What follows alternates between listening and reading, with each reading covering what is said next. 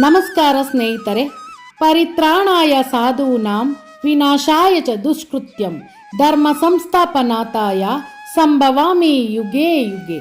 ಎಲ್ಲಿ ಅಧರ್ಮ ಹಿಂಸೆ ನೆಲೆಯಾಗುತ್ತದೆಯೋ ಅಂತಹ ಸಮಯದಲ್ಲಿ ಭಗವಾನ್ ವಿಷ್ಣು ಬ್ರಹ್ಮಾಂಡವನ್ನು ರಕ್ಷಿಸಲು ನಾನಾ ಅವತಾರಗಳಿಂದ ಮತ್ತೆ ಭೂಮಿಯ ಮೇಲೆ ಜನಿಸುತ್ತಾನೆ. ಹಾಗೆಯೇ ವಿಷ್ಣುವಿನ ಅವತಾರವಾಗಿರುವಂತಹ ಶ್ರೀಕೃಷ್ಣನು ಜನಿಸಿದ ದಿನವನ್ನೇ ಶ್ರೀಕೃಷ್ಣ ಜನ್ಮಾಷ್ಟಮಿ ಎಂದು ಆಚರಣೆ ಮಾಡಲಾಗುತ್ತದೆ.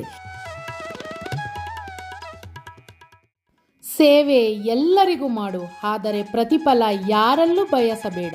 ಏಕೆಂದರೆ ಸೇವೆಯ ಪ್ರತಿಫಲ ನೀಡುವವನು ಭಗವಂತನೇ ವಿನಃ ಮನುಷ್ಯನಲ್ಲ. ಕೃಷ್ಣಂ ವಂದೇ ಜಗದ್ಗುರುಂ.